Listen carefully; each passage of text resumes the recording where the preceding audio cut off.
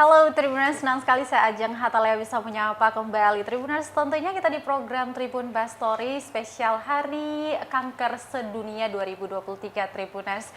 Untuk kalian yang baru saja bergabung di layar monitornya kami live ya di kanal YouTube dan juga Facebook fanpage, boleh bergabung di comment section untuk pertanyaan ataupun pengalaman kalian terkait dengan tema yang bakal kita bahas pada sore hari ini yang sudah kita sounding juga Tribuners di sosmed kami, Instagram dan Facebook fanpage, yaitu deteksi dini kanker payudara Tribuners. Seperti yang kita ketahui bahwa WHO sendiri sudah menyebutkan kanker merupakan salah satu yang menjadi penyebab utama kematian di seluruh dunia, termasuk kanker payudara, dan ini ada di posisi kedua Tribuners. Kalau kita mau melihat data berdasarkan data Globokan yang dikutip dari Kementerian Kesehatan, mencatat sejumlah kasus baru kanker payudara mencapai 68.858 kasus atau sekitar 16,6% dari total 396.914 kasus baru kanker di Indonesia, dan jumlah kematiannya mencapai 22.000 lebih kasus Tribuners. Untuk itu perlu penyadartahuan ya, terutama di momen Hari Kanker Sedunia ini untuk para masyarakat luas agar paham dan mengenali tubuh kita lebih baik begitu secara dini tentunya. Nah, kami sudah menghadirkan narasumber kami di studio tribunampon.com yang berada tepat di Jalan Jenderal Sudirman, Batu Merah, Sirimau, Kota Ambon. Tribuners, langsung aja kami perkenalkan narasumber kami yang merupakan spesialis bedah onkologi Dr. Ubaidillah, atau yang selanjutnya akan saya sapa Dr. Ubay. Selamat sore. Selamat sore. Terima kasih Dok sudah mau menyambung undangan kami. Sama-sama. Baik Tribuners, ini ada Dr. Ubay di sini. Kita bakal bahas lebih jauh ya terkait dengan tema yang sudah kita sounding, atau yakni deteksi dini kanker payudara, Dok. Sebelum kita lanjut membahas terkait dengan apa yang menjadi penyebab, kemudian gejalanya seperti apa, orang harus ngapain gitu ya untuk terhindar dari kanker payudara, boleh memberikan edukasi dulu untuk kami Tribuners. Audiens kami panggilnya apa itu kanker, Dok? Kanker payudara. Oke, sebelumnya terima kasih untuk Tribunnya yang sudah mengundang. Buat saya memang ini suatu kesempatan yang bagus sekali, karena memang maunya sih harapan kita itu di tenaga medis lebih banyak kita melakukan edukasi kepada masyarakat, terutama mengenai pasien kanker yang dimana itu memang kompetensinya kami ya. Kebetulan memang berhubungan dengan Hari Kanker Sedunia, tadi memang sudah disebutkan bahwa angka kejadian kanker secara global untuk kanker payudara memang nomor 1 sekarang. Dia melewati kanker paru yang biasanya ada di posisi 1. Ada di posisi 1. Jadi memang dari sekitar 29 juta kasus, dia menyumbang sekitar 11,7% ya. Artinya sekitar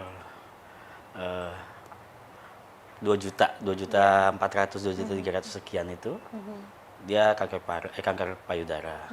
Terus yang kedua 11,3%-nya itu di kanker paru. Dan bukan cuma itu data global. Tapi kalau untuk di Indonesia sendiri tadi kan sudah disebutkan kan, dari sekitar 600.000 kasus, 230.000-nya memang kanker payudara.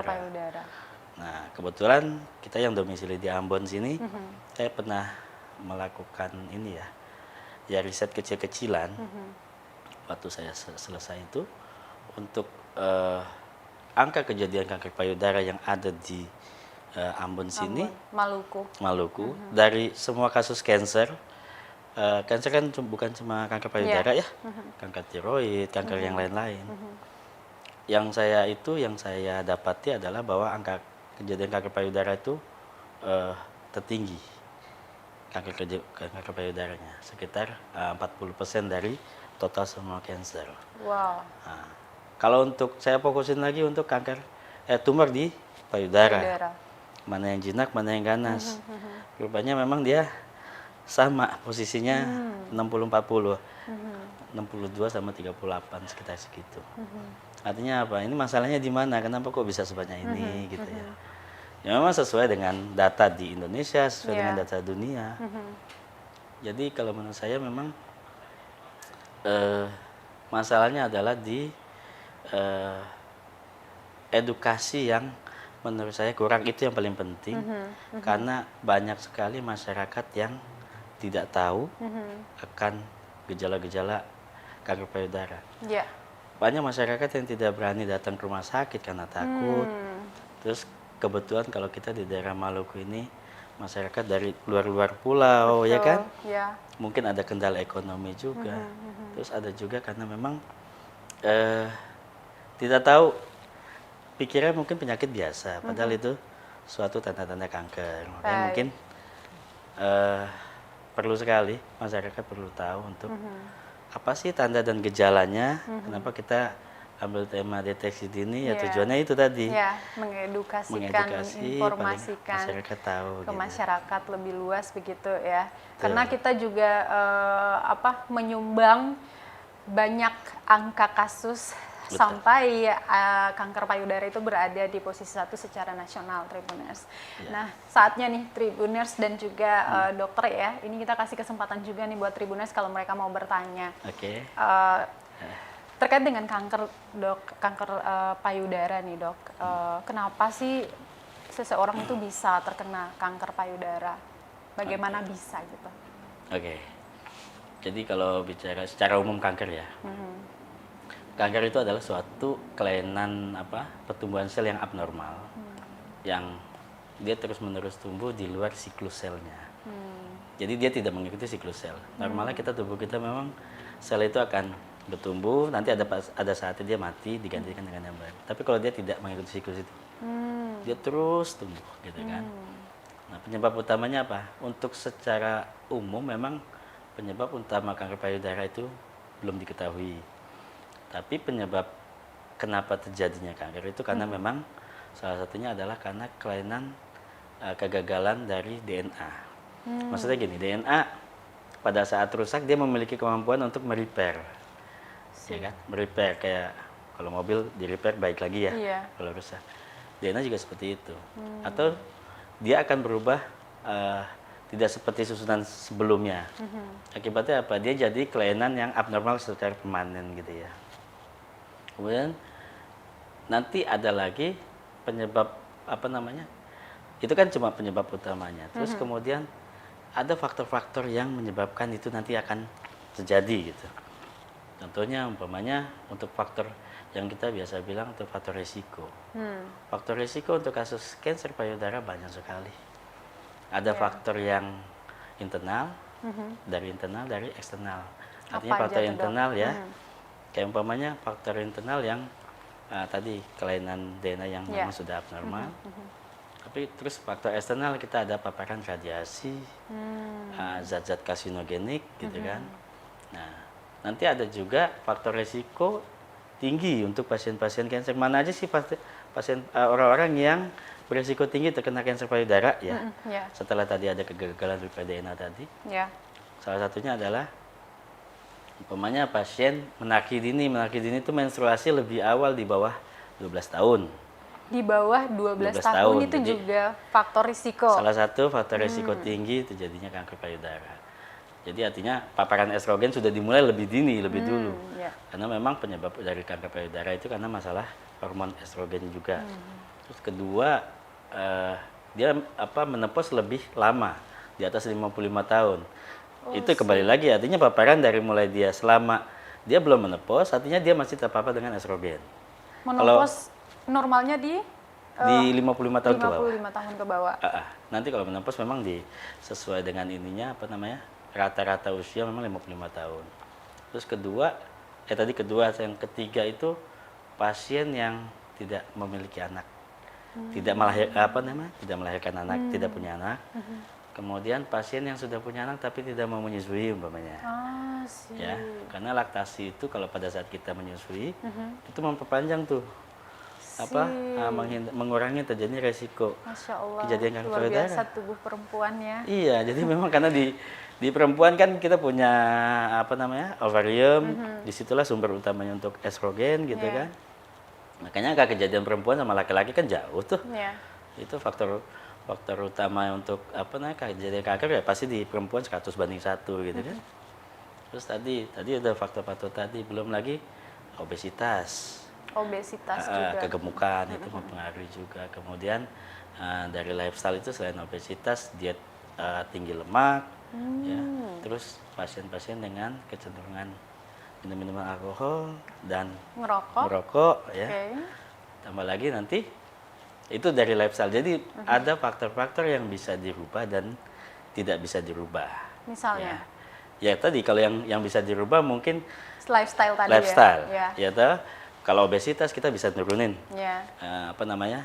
indeks body mass kita supaya lebih ideal dari tinggi badan dan berat badan gitu kan. Terus kalau kebiasaan tadi merokok dan lain-lain bisa dihindarin. Terus kemudian pasien dengan gangguan gula darah umpamanya, DM, Ya.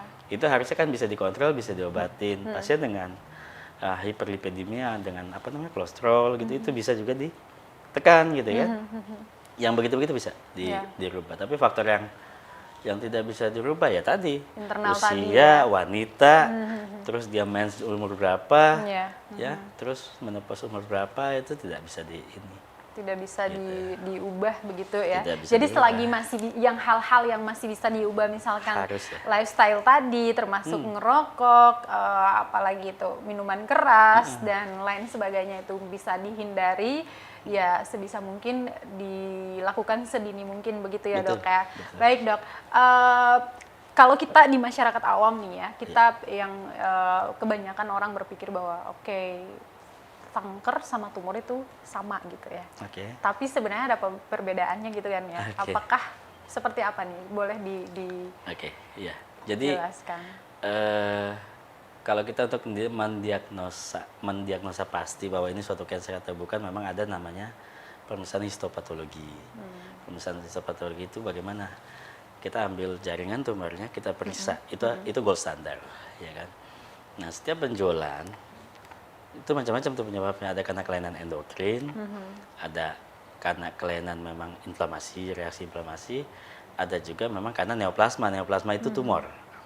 Nah, neoplasma ini, tumor ini bisa dibagi dua, bisa ganas, bisa jinak. Oke, tumor ganas, tumor jinak.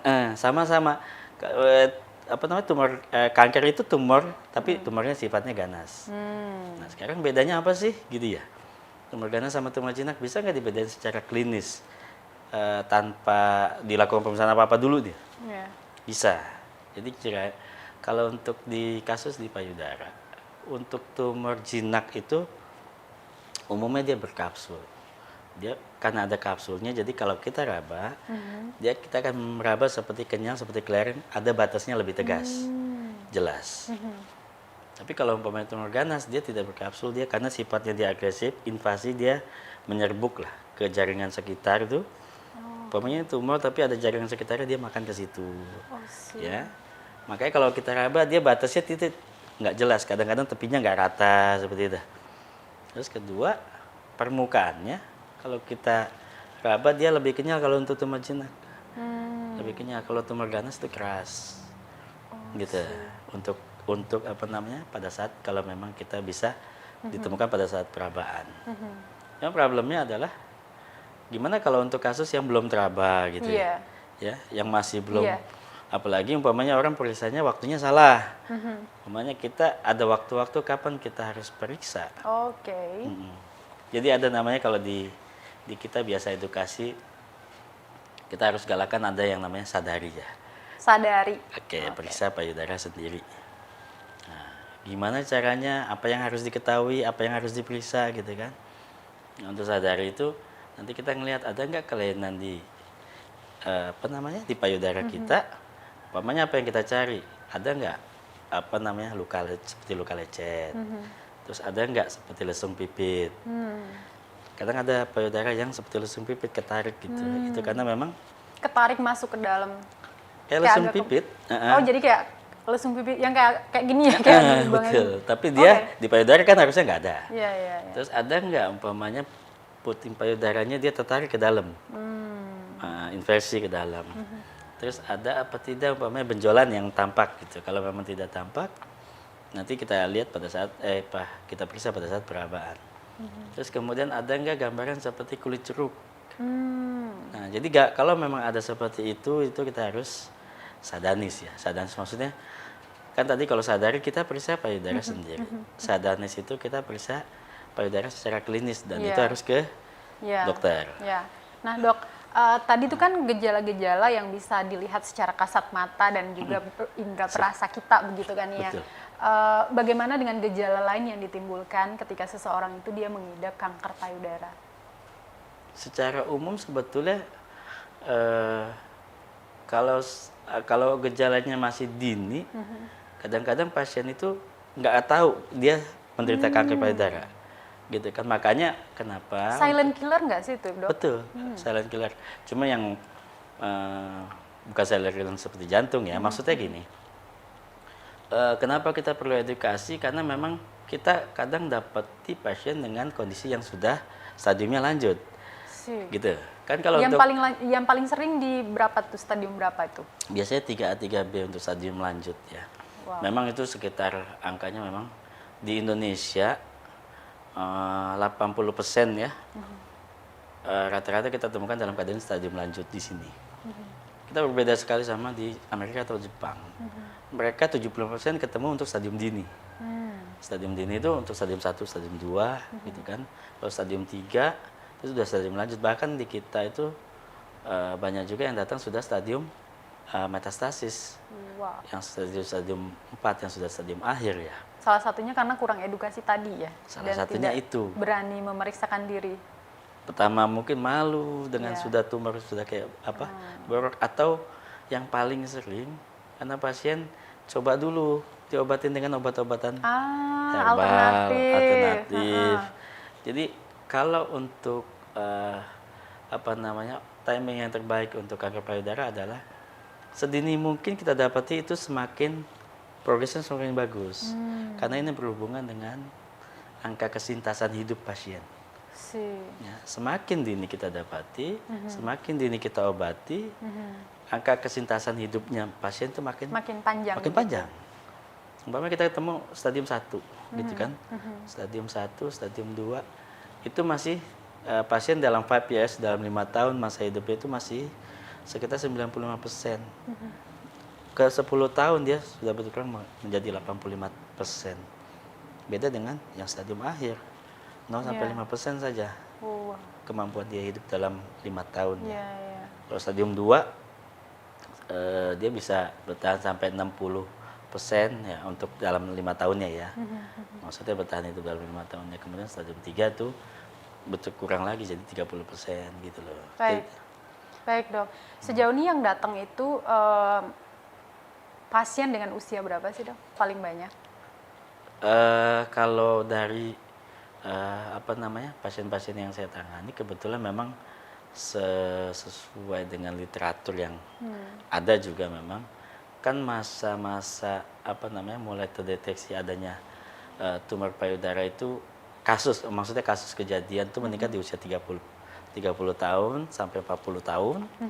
Kemudian nanti dia melandai lagi tuh di atas 70 tahun ke bawah gitu kan. Nah, memang untuk usia-usia seperti itu memang di Ambon banyak sekali sudah ya di sini. Kalau untuk di angka di bawah 30 tahun umpamanya di bawah 20 tahun ya itu lebih lebih turun ya, lebih sedikit ya. Makanya memang itu sesuai dengan faktor resiko tadi. Kenapa angka kejadian tumor payudara di masa-masa itu memang lebih tinggi gitu. Memang yang paling penting adalah tadi deteksi dininya. Nanti memang baiknya masyarakat tahu untuk gimana sadari yang betul, apa sih yang mau dilihat gitu ya. Selain yang tadi sudah disebutkan, tanda-tandanya apa. Yang penting caranya nanti mungkin kita kasih tahu caranya seperti apa. Ya boleh kan? Dok. Oke, kalau untuk caranya, tahap pertama biasanya pasien di kamar ya, pasien-pasien yang sudah menstruasi ini. Di kamar dia berdiri di depan cermin dengan posisi tangan lurus ke bawah, lihat di cermin tuh apa yang dilihat, simetris nggak tuh payudara, apakah satu lebih besar atau tidak gitu kan. Terus kedua lihat tadi ada nggak gambaran seperti kulit jeruk, atau ada nggak gambaran lecet, ada nggak tanda-tanda tadi lesung pipit tadi, ya kan? Nah itu baru secara penglihatan dulu ya. Penglihatan. Tapi dok, mohon maaf, kebanyakan kan perempuan punya payudara, ukuran payudara itu kan nggak simetris ya, Betul. nggak sama begitu. Betul. Ada yang kirinya lebih besar dan kanannya lebih Maksudnya ini perbedaan yang signifikan, signifikan. ya. Oke. Ya. Terus itu kan tadi posisi pertama tuh posisi tangan lurus ya. Kemudian kalau pada saat posisi itu tidak ketemu apa-apa, coba kemudian tangan diangkat tuh. Pada saat tangan diangkat, karena memang kan kalau payudara jatuh ke bawah gitu, nggak kelihatan kalau posisi seperti awal tuh. Pada saat tangan di atas, ada nggak tadi gambaran-gambaran seperti tadi, gitu kan? Kalau umpamanya nggak ada, lanjutkan nanti pada saat pasien berteluk pinggang. Berkacak pinggang. Okay. Kalau pada saat berkacak pinggang, kadang otot di dinding dada kita itu berkontraksi. Kalau memang ada benjolan, kadang dia terlihat seperti itu. Kalau yang memang sudah bisa terlihat, tapi kalau yang kecil tetap nggak bisa terlihat ya. Nanti kita lanjutkan dengan pemeriksaan palpasi. Oke, dilihat sudah kan palpasi. Palpasi bagaimana caranya? Kita bisa angkat tangan sebelah, lalu tangan sebelah kita periksa secara sirkuler dengan jari dirapatkan gitu tuh. Periksa secara sirkuler ada nggak benjolan. Kemudian terakhir setelah diperiksa semua, pencet di puting payudaranya ada nggak keluar cairan yang tidak seharusnya ya. Maksudnya ini bukan masa menyusui. Cairan umpamanya cairannya bisa berupa darah, bisa berwarna kemerahan gitu ya, atau kecoklatan. Nah itu harus curiga. Itu bisa jadi suatu lesi prekancer. Itu langsung ya ke fasilitas kesehatan ya, rumah harus sakit. Itu nanti ke dokter untuk disadanis, namanya periksa payudara secara klinis sama dokter gitu kan. Nah kalau sudah begitu baru nanti ada lagi di rumah sakit apa yang harus kita periksa ya. Baik. Gitu. Nah, kita balik lagi ke pasien yang datang dengan keluhan. Kebanyakan datang dengan keluhan seperti apa? Oke. Lalu bagaimana penanganannya? Itu paliatif ya, paliatif. Jadi kalau pasien-pasien datang dengan keluhan, dengan stadium yang sudah lanjut, yang sudah metastasis. Jadi metastasis itu kan tumor awalnya pada saat stadium-stadium awal masih di daerah lokal sini di payudara. Dia nanti bisa bermetastasis ke kelenjar getah bening di ketiak. Itu yang secara limfogen namanya penyebarannya, yang lokal ke regionalnya. Kemudian dia juga bisa menyebar ke daerah-daerah lain, ke organ lain. Itu sifatnya tumor ganas begitu, sifatnya kanker begitu. Dia masuk ke pembuluh darah, dia nanti jalan tuh. Umumnya kalau untuk kasus kanker yang metastasis itu bisa aja ke paru-paru, bisa ke tulang-tulang, terus kemudian bisa juga ke hati dan ke otak. Nanti itu masing-masing, kadang yang awal-awal belum ada gejala. Tapi kalau sudah ke paru-paru, apalagi kalau sudah semakin banyak gitu kan, pasien datang dengan keluhan sesak napas. Ya kan? Kalau yang sudah ke tulang-tulang lebih banyak keluhan ke nyeri-nyeri tulang terus. Nyerinya secara permanen gitu. Diobatin pakai obat anti nyeri biasa itu nggak mempan kadang. Itu bisa salah diagnosa pertama nggak sih dok? Misalkan di vaskes tingkat pertama atau kedua datang dengan keluhan seperti itu ke dokternya atau ke perawatnya. Apalagi kan kita daerah kepulauan yang jauh dari akses rumah sakit besar dengan tenaga medis dan juga peralatan yang mumpuni begitu ya dok ya. Jadi kalau mereka datang dengan keluhan yang tadi bisa salah diagnosis, bisa sakit tulang gitu kan, dikasih obat demam misalnya. Kayak ada seperti itu. Maksud saya gini, memang perlunya edukasi memang bukan cuma ke pasien. Kita untuk tenaga kesehatan memang harus update juga. Informasi-informasi seperti itu kan gampang sebetulnya kita dapati ya. Jadi bukan cuma pasien yang harus tahu, kita juga tenaga medis harus tahu. Kira-kira gejala-gejala seperti ini memang ini sakit-sakit biasa atau bukan? Atau memang gejala ikutan dari sebetulnya primernya ada karena kankernya itu gitu kan? Jadi banyak penyebabnya kenapa pasien itu datang dengan kondisi sudah terlambat. Ya tadi yang di awal mungkin kita sebutkan pasien mungkin malu. Terus kedua pasien juga karena obat-obatan herbal dulu. Ya. Banyaknya umumnya di daerah itu, apalagi umpamanya dari orang tua yang memang, Ya. oh ini karena obat dari orang tua nih, harus pakai daun-daunan dulu gitu Daun kan. semangka. Ya macam-macam. Dulu pernah dengar mungkin yang katanya kayu bajaka, ya kan. Nah itu Kayu jadinya, ular. Ada juga tuh dok kayu ular. Ya Allah. jadi artinya sebetulnya jadi lebih kasihan ke pasien. Ya. Intinya bukan karena efek kayu itu umpamanya, atau bukan karena efek samping dari obat itu yang kita khawatirkan, dari efek samping obat herbal, tapi justru karena timingnya yang terlambat gitu. Artinya harusnya kita dapat di timing dengan pasien yang masih stadium dini, yang masih masih setelah kita operasi mungkin prognosisnya masih jauh lebih bagus. Ya karena diobatin terus gitu dengan herbal. Akhirnya yang tadinya stadium dini jadi kan tumor terus jalan tuh. Akhirnya datang dengan sudah kondisi telat, kondisi lambat. Itu yang kita sayangkan. Gitu. Jadi memang banyak faktor sih untuk kenapa pasien datang terlambat gitu. Baik. Ya ini juga perlu ya kerjasama semua pihak tentunya, terutama untuk pemerintah juga untuk bisa memfasilitasi hal itu. Mungkin saya akan lebih dalam terkait dengan hal itu, namun kita lanjut dulu di pembahasan untuk penanganan pasien selama dokter di Kota Ambuan, Provinsi Maluku ini. Nah, dok, lalu secara umum ya, pencegahannya seperti apa biar seseorang itu jangan deh terkena kanker payudara? Oke. Kalau untuk faktor-faktor yang bisa dihilangkan seperti lifestyle ya tadi, itu harusnya bisa. Maksudnya itu dicegah. Terutama umpamanya salah satunya tadi mungkin saya lupa bilang untuk konsumsi daging merah nih. Konsumsi daging merah juga itu beresiko untuk terjadinya peningkatan kasus kanker payudara. Daging merah itu apa aja sih? Daging domba, daging sapi, daging babi gitu, daging daging ya kambing gitu ya. Kambing. Terus kayak gimana dong ya? Makanan ikan, ayam gitu kan. Caranya gimana ya? Caranya juga itu harus dipikirkan juga. Sebisa mungkin nggak makan dengan lebih banyak goreng-gorengan gitu.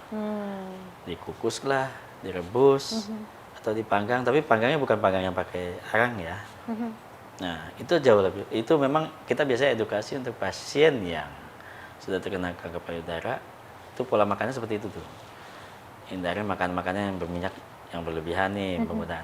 Karena memang kebutuhan tubuh kita untuk pasien-pasien dengan kanker payudara, biasanya kita harus jatahin nih. Umpamanya minyak itu paling nggak 4 sendok sehari, nggak boleh lebih. Terus untuk gula juga sama, 4 sendok nggak boleh lebih. Garam gimana? Garam setengah sendok teh sehari kebetulan cukup. Dan terbanyak minum air putih. Air putih selama dia memang tidak ada kontraindikasi dengan minum banyak gitu ya. Terus yang lain-lain ya, kalau umpamanya dia punya penyakit gula itu atasi. Yang penyakit kolesterol itu atasi, jangan sampai berlebihan karena itu juga memicu untuk terjadi. Salah satu pemicunya juga kadar gula itu ya. Namanya diabetes. Insulin. Insulin. Ada namanya insulin like growth, dia menyebabkan terjadi pertumbuhan. Baik. Oke, Tribuners kalian yang ingin bertanya langsung saja di kolom komentar ya. Pembahasan yang kita bahas ini sangat luar biasa dan kalian punya kesempatan kapan lagi bisa nanya langsung ya ke ahlinya. Ada Dr. Ubay di sini, Tribuners. Ada yang sudah mengenal beliau, udah sering ketemu, jangan lagi ketemu ya. Jangan lagi ketemu ya. Boleh ketemu tapi screening. Oke, tapi doain ya semoga kita semua bisa sehat walafiat. Baik Tribuners, yang namanya kesehatan itu pasti kita punya fakta dan mitos nih dok. Apalagi ya di level kita orang awam yang zero pengetahuan tentang kesehatan itu sendiri, meraba-raba akhirnya menjadikan mitos sebagai sebuah fakta dan mengabaikan fakta yang harusnya kita percaya begitu Tribuners. Saya punya beberapa fakta atau mitos di sini. Nanti kita akan konfirmasi langsung ke Dokter Ubay, Tribuners. Yang pertama, mana nih? Oke. Yang pertama, ini yang paling umum nih sebenarnya. Deodoran atau menggunakan bra dapat menyebabkan kanker payudara. Mitos. Oke, boleh dijelasin secara medis, Dok? Jadi tadi sudah dibilang penyebab itu nggak masuk dalam penyebab. Dan nggak masuk dalam faktor risiko. Jadi kalau secara umum kanker, bukan kanker payudara aja, itu paparan yang terus menerus, umpamanya dari zat karsinogenik, umpamanya, atau sinar UV yang terus menerus. Untuk kita kalau bicara bukan cuma sekedar kanker payudara ya, kayak kanker kulit deh, di wajah umpamanya, orang-orang yang lebih banyak terkena panas matahari, ya, petani atau itu resikonya tinggi untuk terkena kanker kulit. Gitu. Artinya paparan yang terus menerus. Terus kemudian karsinogenik orang-orang yang bekerja di pabrik asam, pabrik itu, resiko terkena kanker paru juga lebih tinggi, gitu loh. Jadi artinya memang zat-zat yang bersifat karsinogenik, chemical atau kimiawi gitu kan, dan UV kayak tadi itu justru lebih ke lebih ke fakta bahwa kalau itu bisa menyebabkan kanker. Tapi kalau yang deodoran enggak. Bra juga enggak. Tapi enggak. kadang perempuan suka tidak nyaman tuh kalau terus-terusan pakai bra. Kalau bisa milih, saya memilih tidak pakai bra. Biar nyaman aja gitu, biar enak gitu. Oke, Dok, mohon maaf, kita langsung ke fakta atau mitos kedua. Semua benjolan pada payudara bersifat kanker. Fakta atau mitos? Dibilang mitos sih mitos sebetulnya ya. Maksudnya gini, tidak semua benjolan di payudara kanker. Dan tidak semua benjolan di payudara itu dapat menyebabkan kanker. Umpamanya, kita punya tumor jinak kayak FAM namanya, fibroadenoma mame. Kita kalau sudah kena itu, bisa nggak nanti jadi kanker? Umumnya enggak. Ya, apalagi kalau umpamanya itu yang kita temukan kista gitu. Ya kan, kita bisa jadi karena memang perubahan hormon gitu ya. Kadang-kadang bisa aja hilang nanti pada saat siklus mens berikutnya gitu. Jadi artinya semua benjolan yang di payudara nggak harus kanker ya. Oke, confirm. Oke, yang ketiga nih, hanya perempuan saja yang dapat terkena kanker payudara. Mitos atau fakta? Kalau itu mitos, karena faktanya adalah laki-laki bisa terkena kanker payudara walaupun insidennya kecil. Tadi 100.000 banding 1. Baik. Kalau saya sendiri selama Sejauh ini menangani kasus di sini ada 2 laki-laki laki-laki. Sudah terkonfirm positif setelah dioperasi, ternyata hasilnya kanker. Ada yang satu usia sekitar 50 tahun, yang satu lagi usia berapa ya? Sekitar 44 tahunan lah, saya lupa. Udah 2 ya, baru 2 ya. Di Maluku ya? Iya. Di RSUD operasi gitu kan. Sudah ada hasil ya kanker. Oke. Confirm, jadi bukan cuma perempuan saja, memang risikonya lebih tinggi perempuan begitu ya, Dok ya, tapi laki-laki juga bisa terkena kanker payudara. Yang keempat ini kita punya yang terakhir, kanker payudara merupakan hukuman mati atau vonis mati. Fakta atau mitos sudah? Kayak berakhirlah sudah hidup ini ketika terkena kanker payudara. Mungkin saya bilang mitos kalau kita temukan di dalam stadium-stadium awal ya. Jadi artinya untuk penyintas, pasien yang sudah terdeteksi dengan kanker payudara, jangan hilang harapan. Jadi masih bisa tetap survive, masih bisa tetap aktivitas seperti yang lain, seperti biasa. Selama kita dapati memang dalam kondisi stadium awal, gitu ya. Nah, tadi saya bilang, kalau untuk stadium 1, stadium 2 itu masih bisa 95%. Apa namanya, kelangsungan hidupnya. Selama memang cepat ditangani dan mengikuti setelah itu pola hidup sehatnya seperti apa gitu kan. Berbeda memang kalau memang datang sudah stadium akhir. Jadi kadang-kadang memang itu yang kita sesali, kenapa bisa datang dalam kondisi terlambat gitu ya. Nanti hubungannya memang banyak sekali untuk pasien seperti itu, utamanya untuk orang-orang dari luar daerah karena keterbatasan ekonomi ya. Memang sekarang kita diuntungkan dengan BPJS semua cover. Cuma sayangnya memang beberapa sarana dan prasarana kita kebetulan yang di Ambon ini tidak semua bisa ya, seperti umpamanya kalau untuk pengobatan kanker itu kan pertama multi tim, saya tidak bisa kerja sendiri kecuali ada timnya. Timnya apa? Saya dibantu sama dokter patologi anatomi yang untuk membuktikan bahwa itu kanker apa bukan.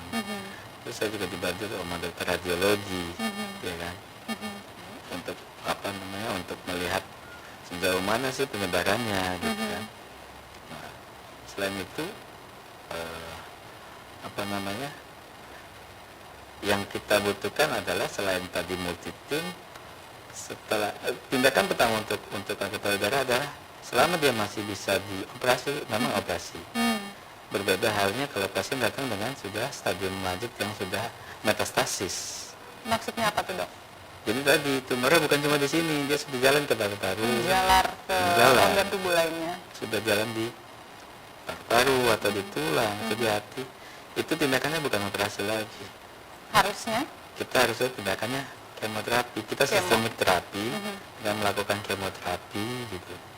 Cuma sayangnya memang untuk saat ini di kita terkendala dengan belum bisa dilakukan kemoterapi.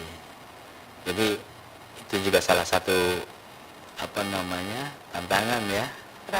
Berarti kendalanya karena keterbatasan peralatan medis tadi ya, Dok ya? Ya, jadi bisa melanjutkan ke tahap berikutnya terutama untuk pasien yang sudah metastasis. Ya. Betul. Jadi memang jangankan yang sudah metastasis, kadang-kadang kalau untuk pasien yang masih stadium lokal lanjut atau stadium dini aja, kalau memang indikasinya perlu dilakukan kemoterapi, itu juga kita masih harus kirim pasien ke luar daerah nih. Berarti alternatifnya adalah karena tidak bisa diobati di Kota Ambon, Maluku begitu, alternatifnya adalah dirujuk pasiennya ke fasilitas yang bisa melayani kemoterapi. Gitu. Padahal memang seharusnya harapan saya sih secepatnya bisa dilakukan di sini, jadi pasien nggak kemana-mana. Jadi semuanya pasien yang memang sudah dari luar daerah datang ke sini, tambah lagi harus keluar kan berat, biayanya kosnya lebih besar. Terus kadang-kadang pasien dari luar daerah aja ke sini aja bingung, tambah lagi harus keluar lagi ya. Kalau semuanya bisa di sini, pasien nggak harus kemana-mana. Baik, ini seperti yang tadi disebutkan ya, bahwa memang salah satu yang menjadi kendala pengobatan atau perawatan bagi pasien-pasien dengan kondisi tertentu itu ada di peralatan medis begitu, dan ini sangat disayangkan bagi para pasien terutama yang berasal dari luar Kota Ambon, yang mana Tribuners tahu bahwa kita yang terdiri dari daerah kepulauan dengan transportasi atau keterhubungan yang begitu sulit begitu ya. Untuk transportasi laut aja misalkan dari kawasan Seram bagian timur, taruhlah di Pulau Geser atau Gorong begitu ya, ke sini tuh harus butuh berapa hari begitu ya, belum lagi dari MBD, dari Tanimbar dengan transportasi laut. Kalaupun pakai pesawat luar biasa biayanya begitu ya, belum lagi bukan pasien membawa diri sendiri begitu kan, Dok ya, harus ada pendamping yang mendampingi. Bagus kalau ada keluarga di sini begitu. Nah, Dok, pertanyaan saya selanjutnya adalah saran apa atau dari pandangan dokter ya, sesuai kebutuhan nih, apa yang harus kita punya begitu, yang perlu ditingkatkan lagi dari sisi pelayanan untuk mendukung kerja-kerja dokter di lingkup untuk penanganan kasus penyakit payudara, kanker payudara ini, Dok. Oke. Jadi memang selama saya di sini ya, ada keterbatasan yang memang tidak bisa kita lakukan karena memang keterbatasan sarana dan prasarana tadi. mungkin kayak di rumah sakit mana sudah ada tuh apa namanya mamografi kan kita perlukan untuk screening bisa atau untuk deteksi kanker payudara yang tidak bisa ketemu dalam pemeriksaan USG gitu. Kita bisa lakukan mamografi. Jadi kadang-kadang kenapa tadi kita bilang deteksi dini, screening itu kita perlukan untuk pasien-pasien di atas 40 tahun ya. Bisa dilakukan screening. Itu biasanya screening itu dilakukan untuk pasien yang tidak ada gejala, belum ketahuan ada penyakit. Tapi ketahuan nanti pas di screening, oh ternyata ada, gitu. Artinya dengan begitu kita dapat menemukan lebih dini ya. Alat ada, tapi memang belum bisa dioperasionalkan. Masalah waktunya saja. Ya mudah-mudahan secepatnya bisa ada. Jadi kita nggak perlu mamografi pasien keluar.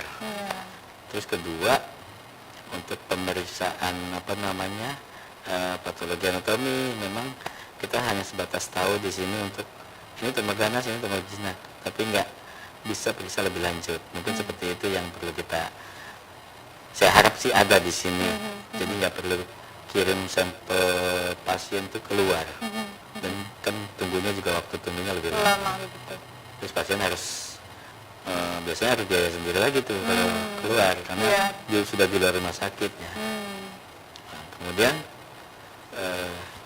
untuk kebutuhan pasien sendiri ya, untuk pasien-pasien yang dari luar daerah, saya sih berharap mungkin ada kerjasama dari berbagai pihak ya, terutama mungkin dari pemerintah daerah. Mungkin bisa saja disediakan rumah singgah untuk pasien-pasien seperti itu. Karena memang pasien datang dengan penyakit ya, kalau bisa kita sudah bisa bantu dengan dari sisi yang lain, ya kan? Jadi pasien nggak kesulitan lagi untuk tinggal, untuk untuk selama dia menjalani pengobatan di sini. Nah, yang seperti tadi Mbak Ajeng bilang, ya pasien dari sana sih berhari-hari nggak mungkin, ya kan, bolak-balik ya. Betul dong. Dia harus tinggal di sini, gitu. Jadi memang semua pihak menurut saya harus ikut terlibat ya, untuk mengatasi masalah-masalah seperti ini. Mungkin bukan cuma masalah pasien kanker payudara, mungkin pasien-pasien yang lain juga sama, kasusnya sama, yang harus tinggal di sini gitu kan. Berarti semacam rumah singgah begitu ya dok ya, yang disediakan atau difasilitasi oleh pemerintah di level kota maupun provinsi begitu. Betul, ya. Baiknya di level provinsi karena berasal dari berbagai daerah yang ada 11 kabupaten yang ada di provinsi Maluku ini. Ini menjadi salah satu masukan sih, akan kami follow up lagi ke dinas terkait, misalkan dinas sosial ataupun dinas kesehatan, untuk mengadakan semacam rumah singgah begitu untuk para pasien yang datangnya dari berbagai daerah di provinsi Maluku, apalagi mereka yang berasal dari ekonomi menengah ke bawah begitu ya, untuk mendatangkan diri ke fasilitas kesehatan dan melakukan pemeriksaan itu saja sudah mengguncangkan mental sebenarnya kalau menurut saya dok. Apalagi harus dibebani lagi dengan biaya dari kosnya, itu akan menyulitkan begitu, tapi orang dengan semangat hidup yang tinggi setidaknya dibantu dari sisi lain begitu agar bisa fokus lagi untuk penyembuhan. Semoga ini nanti bisa didengarkan oleh pihak-pihak terkait, atau tidak nanti akan kami tanyakan lagi ya. Oke dok, nggak terasa ini kita hampir sejam ya obrolan kami di Tribun Bastory. Untuk edisi kali ini Tribuners, saya terutama merasa tercerahkan begitu karena saya langsung ngobrol sama ahlinya. Dok, selamat menjalankan tugasnya ke depan, semoga tetap ya, kami sangat bersyukur begitu ya, bisa saving many lives ya. Kita orang-orang Maluku bisa terbantukan dengan adanya tenaga kesehatan yang ahli di bidangnya seperti itu. Untuk menutup perjumpaan kita pada hari ini dok, apa yang mau disampaikan ke Tribuners? Silahkan. Oke, jadi poinnya adalah harus, kalau untuk sadari itu kan mudah dilakukan, terutama untuk wanita yang sudah menstruasi. Silakan lakukan sadari itu untuk memeriksa payudara sendiri itu, lakukan setiap habis menstruasi, hari ke-7 dan hari ke-10. Kalau nggak hari ke-7, hari ke-10, kemudian setelah menstruasi. Nah, seandainya dapati kelainan, baik itu kelainan yang terlihat ataupun kelainan yang teraba, segera periksakan secepatnya supaya bisa ditangani lebih lanjut. Artinya apa? Sedini mungkin kita bisa tangani kanker payudara. Angka prognosis atau kesintasan hidup pasien, kualitas hidup pasien akan jauh lebih baik. Akan jauh lebih baik dibandingkan yang sudah terlambat. Jadi jangan terlalu percaya sama obat-obatan yang sifatnya PHP, ya, yang katanya bisa. Yang katanya itu tuh. Ya, kalau bisa stop itu dulu lah, periksakan aja. Baik. Mungkin gitu ya. Dan Dok dan Tribuners, kita paling tahu lah ya tubuh kita seperti apa, lakukan sadari dan beranikan diri kalau kalian menemukan hal-hal yang aneh begitu ya di tubuh kalian. Semoga dari kesadaran dari diri kita sendiri, kemudian membangun kesadaran secara kolektif di tengah masyarakat, dan pemerintah pun ikut mendukung ya, agar kita mengurangi angka kasus kanker payudara di Kota Ambon, Provinsi Maluku, dan Indonesia secara umumnya bisa terwujud begitu. Terima kasih sekali lagi untuk kalian yang sudah bergabung ya di layar monitor untuk Tribun Bastory kali ini. Saya Ajeng Hatalea dan narasumber kece saya Dr. Ubay yang merupakan spesialis bedah onkologi sudah hadir di Tribun Bastory sore hari ini. Dan Amato, Dok Amato. Halo, Amato. Terima kasih sudah nonton. Jangan lupa like, subscribe, dan share ya.